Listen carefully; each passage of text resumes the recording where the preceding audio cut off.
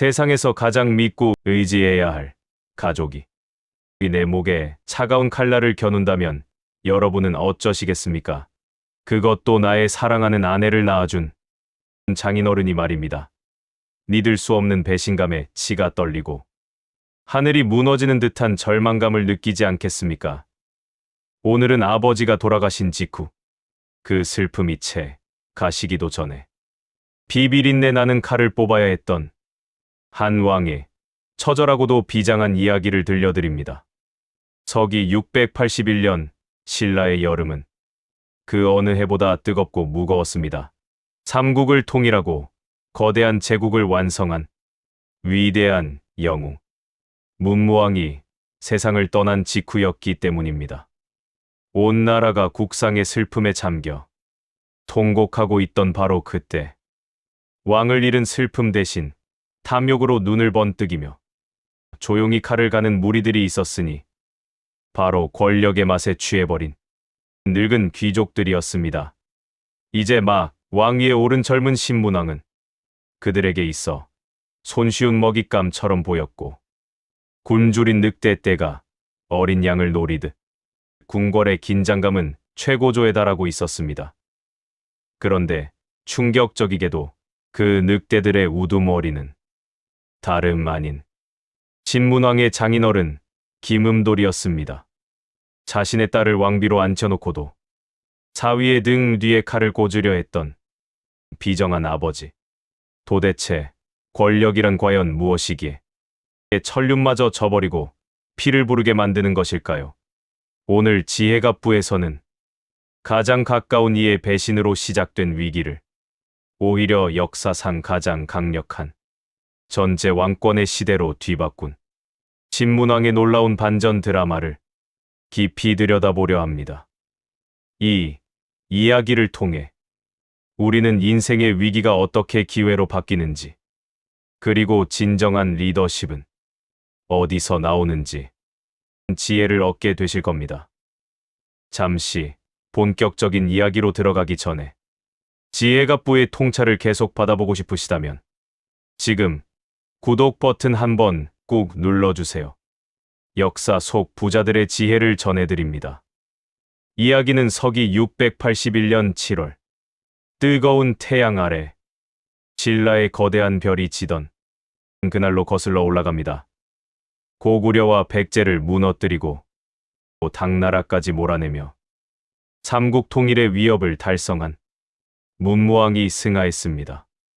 그는 죽어서도 동해의 용이 되어 나라를 지키겠다며 자신의 시신을 화장해 바다에 뿌려달라는 비장한 유언을 남겨 온 세상을 숙연하게 만들었습니다. 이토록 나라를 사랑했던 위대한 아버지였지만 남겨진 아들 신문왕의 어깨는 천근만근 무거웠습니다. 너무나 거대했던 아버지의 그림자, 그 아래서 숨죽이고 있던 야심찬 귀족 세력들. 신문왕은 왕위에 오르는 그 순간부터 직감했습니다. 이 화려한 금관의 무게가 결코 만만치 않을 것임을, 그리고 아버지의 부재와 함께 찾아온 서늘한 긴장감 속에서 자신의 목을 조여오는 거대한 폭풍을 예감하고 있었습니다. 당시 신라의 지배층인 진골 귀족들은 단순한 신하가 아니었습니다. 그들은 수십 년간 이어진 삼국 통일 전쟁의 최전선에서 막강한 사병을 거느리고 공을 세운 전쟁 영웅들이었습니다. 전쟁의 대가로 받은 엄청난 토지와 재산을 소유하고 화백회의라는 귀족회의를 통해 왕마저 갈아치울 수 있었던 무소불위의 권력자들이었습니다. 산전수전 다 겪은 카리스마 넘치는 문무왕 앞에서는 납작 엎드려 숨죽이고 있었지만 호랑이가 사라진 굴에 남겨진 젊은 신문왕은 그저 손쉬운 먹잇감이요 다루기 쉬운 애송이로 보일 뿐이었습니다. 이제 세상이 다시 자신들의 것이 되었다는 오만함 속에 그들의 눈빛은 탐욕스럽게 변하기 시작했고, 보이지 않는 왕권과 신권의 팽팽한 줄다리기, 그 숨막히는 긴장감이 궁궐의 담장을 넘어 서라벌 전체를 일촉즉발의 위기감으로 몰아넣고 있었습니다. 이 거대한 소용돌이의 중심에서 우리가 반드시 주목해야 할 위험한 인물이 등장하니 바로 소판이라는 높은 관직에 있던 김음돌입니다. 당시 김음돌이 맡았던 소판은 신라의 총 17개 관등 중 1등 이벌찬과 2등 이찬에 이어 세 번째로 높은 중요한 고위직이었습니다. 엄격한 골품제에 따라 오직 왕족인 진골 귀족만 오를 수 있었던 이 특권층의 자리는 지금으로 치면 부총리급이나 다름없는 그야말로 막강한 최고위직이었습니다. 김음돌은 그저 뼈대 있는 가문의 귀족 정도가 아니었습니다. 신라의 전설적인 영웅 김유신 장군과 함께 전장을 누비며 수많은 공을 세운 역전의 용사이자 무엇보다 신문왕의 아내인 왕비를 낳은 장인이었습니다. 자신의 딸을 태자비로 들여보냈을 때 그는 이미 권력의 정점에 서 있었고 왕의 아버지 뻘되는 두터운 연륜과 나라의 장인어른이라는 절대적인 지위를 무기 삼아 이 세상 모든 것이 마치 자신의 손바닥 안에 있는 것만 같은 위험한 오만과 확신에 가득 차 있었습니다. 내가 왕을 만들었다는 그릇된 자부심이 그의 눈을 멀게 하고 있었던 것입니다. 끝없는 욕망의 굴레에 갇힌 김음돌은 사위가 왕위에 오르면 자신이 그 뒤에서 섭정이나 다름없는 무소불위의 권력을 휘두를 수 있을 것이라 굳게 믿고 의심치 않았습니다. 하지만 왕좌에 앉은 신문왕은 그의 예상처럼 유약한 꼭두각시가 결코 아니었습니다. 오히려 아버지 문무왕의 피를 이어받아 냉철하고도 단호한 군주의 면모를 서서히 드러내기 시작했습니다. 자신의 뜻대로 움직여주지 않는 사위의 당당한 태도에 김음돌은 당혹감을 넘어 괘씸함과 분노를 느꼈고 자신이 대접받지 못하고 있다는 피해의식은 마음속 깊은 곳에서 불만이라는 작은 불씨를 피워 올렸습니다. 그리고 그 불씨는 걷잡을 수 없는 반역이라는 거대한 화염이 되어 타오르기 시작했습니다. 물론 이 위험하고도 무모한 생각은 김음돌 혼자만의 망상이 아니었습니다. 어둠이 더 깊은 어둠을 불러들이듯 파진찬 등급의 고위 귀족 흥원은 물론 황산벌의 영웅, 관창의 아버지인 김품일 장군까지 이름만 들어도 누구나 알 법한 당대 최고의 거물들이 김음돌의 집으로 은밀히 모여들기 시작했습니다. 이들을 하나로 묶은 것은 단 하나. 통일 전쟁이 끝난 뒤 목숨 걸고 싸운 대가로 땅과 벼슬을 나누는 과정에서 생긴 불만과 강력해지는 왕권 앞에서 자신들의 기득권이 사라질지도 모른다는 두려움과 탐욕이었습니다. 결국 나라를 구했던 영웅들이 탐욕 앞에서는 왕의 장례가 끝나기도 전에 칼을 거꾸로 잡는 추악한 역적의 무리로 변해 무서운 음모를 꾸미고 있었습니다. 문무왕이 승하하고 겨우 한 달이 지난 681년 8월 아직 온 나라가 국상의 슬픔이 채 가시지도 않았는데 마침내 김음돌은 숨겨왔던 반역의 칼을 뽑아들었습니다. 장례 절차로 분주하여 궁궐의 경계가 느슨해진 틈을 타 단숨에 왕궁을 기습하고 신문왕을 제압하려는 치밀하고도 잔혹한 계획이었습니다.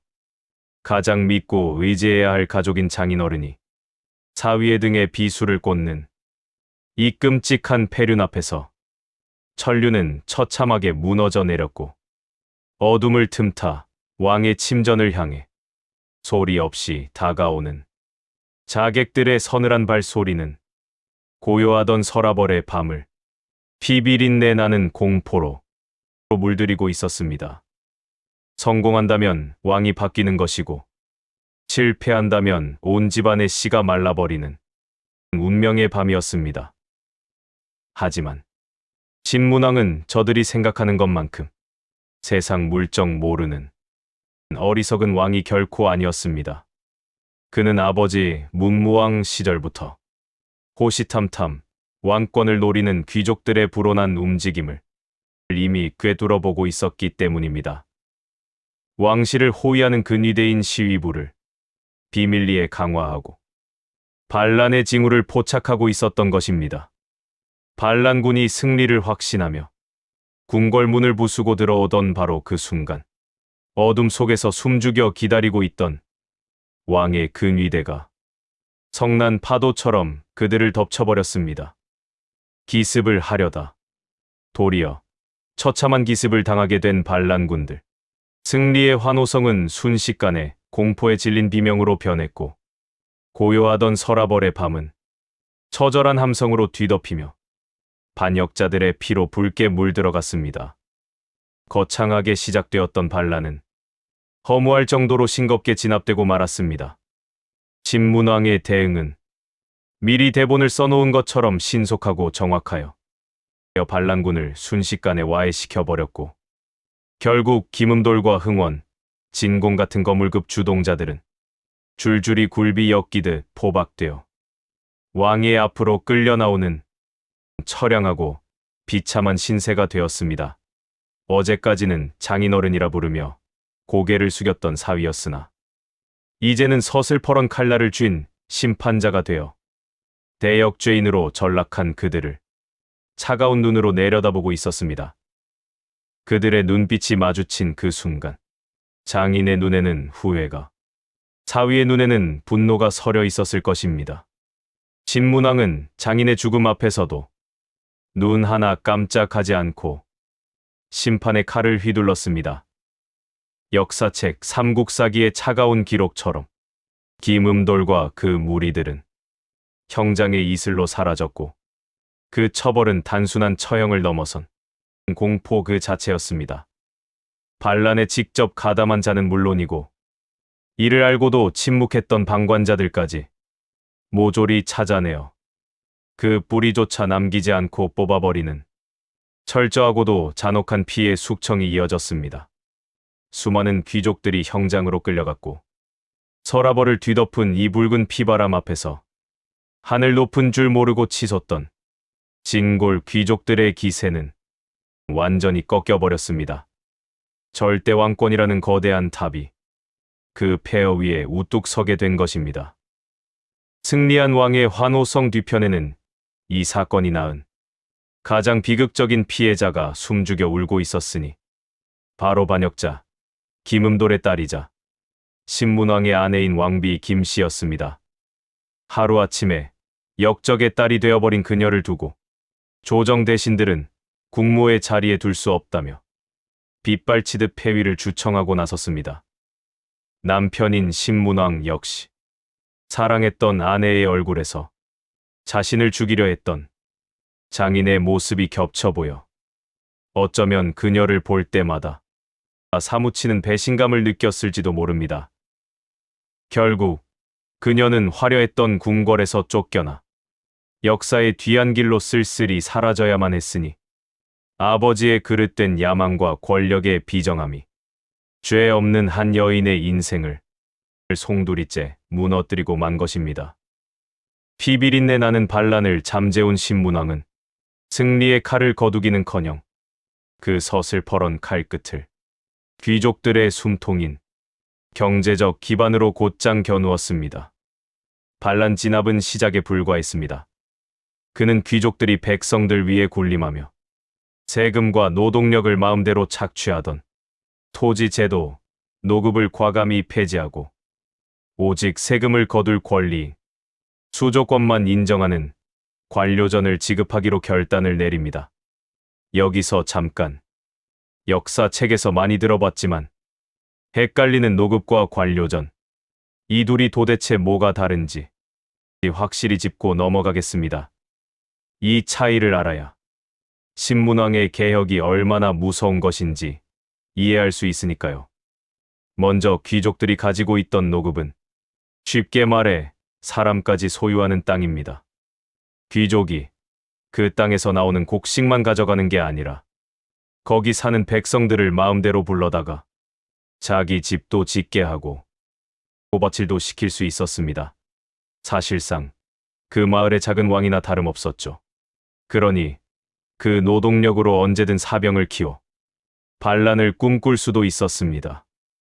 반면에 신문왕이 새로 지급한 관료전은 딱 월급만 받는 땅입니다. 백성들을 마음대로 부려먹을 수 있는 노동력 징발권은 싹 빼앗고 오직 나라에서 정해준 세금만 거둘 수 있게 한 것이죠. 결국 노급을 없애고 관료전을 주었다는 것은 귀족들의 손발을 묶어버리고 그들이 백성을 이용해 군사력을 키우지 못하게 원천 봉쇄해버렸다는 뜻입니다. 귀족들의 돈줄과 힘줄을 동시에 끊어버린 것이죠. 백성을 귀족의 소나귀에서 해방시키고 왕권을 반석 위에 올리는 신라 역사상 가장 획기적이고 치명적인 토지 개혁의 결정타였습니다. 피비린내 나는 숙청과 개혁의 폭풍이 지나간 바로 이 무렵, 우리에게 너무나 잘 알려진 신비로운 전설 하나가 역사 위로 떠오르니 바로 만파식적 이야기입니다.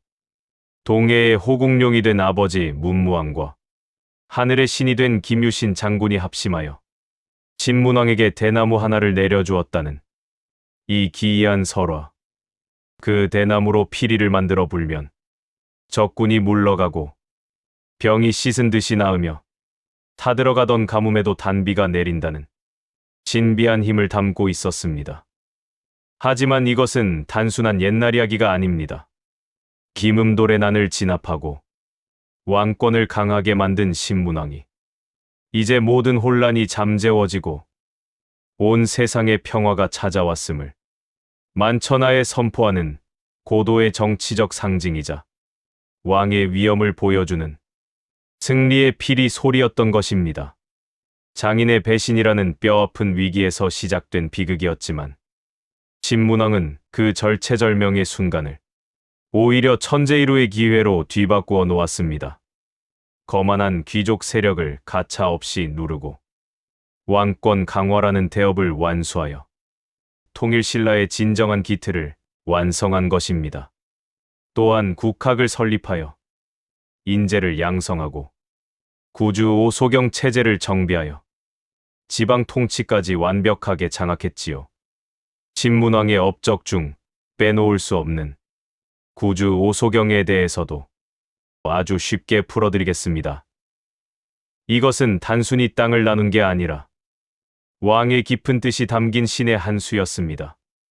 먼저 구주란 전국을 9개의 큰 구역으로 나눈 것인데 여기에는 놀라운 비밀이 숨어 있습니다. 바로 옛 고구려 땅의 세, 옛 백제 땅의 세, 그리고 원래 신라 땅의 세, 이렇게 똑같이 3개씩 나누어 배치한 것입니다. 이것은 우리가 정복자라는 오만함을 버리고 이제는 고구려인도 백제인도 모두 차별 없는 하나의 신라 백성이라는 화합의 메시지를 던진 것입니다. 그리고 오소경은 5개의 작은 서울을 만들었다는 뜻입니다. 당시 수도였던 금성, 지금의 경주는 지도를 보시면 아시겠지만 너무 동쪽 구석에 치우쳐 있었습니다. 넓어진 땅을 다스리기엔 위치가 너무 안 좋았죠. 그래서 국토의 중요한 지점 5군데에 작은 수도를 만들어 귀족들을 이사시키고 지방을 감시하게 만든 것입니다. 한마디로 지방 거점 도시를 육성해서 나라 전체를 골고루 발전시키고 장악하려 했던 천재적인 지방 통치 전략이었습니다. 그가 다스리는 동안 신라는 역사상 유례없는 가장 융성한 황금기를 맞이하게 되었습니다. 결국 위기를 피하지 않고 정면으로 돌파한 한 리더의 불굴의 용기와 결단력이 흔들리던 나라의 운명을 완전히 뒤바꾸어 놓은 위대한 승리의 역사로 기록된 것입니다. 김음돌의 난을 통해 우리는 단순히 지나간 역사가 아닌 인생을 관통하는 깊은 통찰을 마주하게 됩니다. 인생을 살다 보면 철석같이 믿었던 사람에게 배신을 당하거나 도저히 감당할 수 없을 것만 같은 거대한 시련이 예고 없이 닥쳐올 때가 있습니다. 특히 중년 이후에 잔잔했던 삶에도 예기치 않은 파도는 언제든 들이닥치기 마련입니다. 하지만 절망의 끝에서 신문왕을 다시 한번 바라보십시오. 그는 가장 가까운 가족의 배신이라는 최악의 상황 속에서도 주저앉지 않고 오히려 그 위기를 낡은 관습을 타파하고 자신만의 단단한 세상을 만드는 위대한 디딤돌로 삼았습니다. 어쩌면 우리 인생에 찾아오는 위기란 멸망의 징조가 아니라 새로운 기회가 도착했다는 신호일지도 모릅니다. 혹시 지금 견디기 힘든 일을 겪고 계신가요? 그렇다면 지금이야말로 당신의 인생을 이전보다 더 크고 또 단단하게 만들 절호의 기회입니다. 역사는 수천 년의 시간을 넘어 우리에게 분명하게 말해주고 있습니다. 시련은 있어도 실패는 없다고 말이죠. 오늘 지혜갑부의 이야기가 여러분의 삶을 밝히는 작은 등불이 되었기를 바랍니다. 더 깊이 있는 역사 속 지혜와 통찰을 원하신다면 구독과 좋아요, 알림 설정 부탁드립니다. 저는 다음 시간에 더 유익하고 가슴 뛰는 이야기로 찾아오겠습니다. 감사합니다.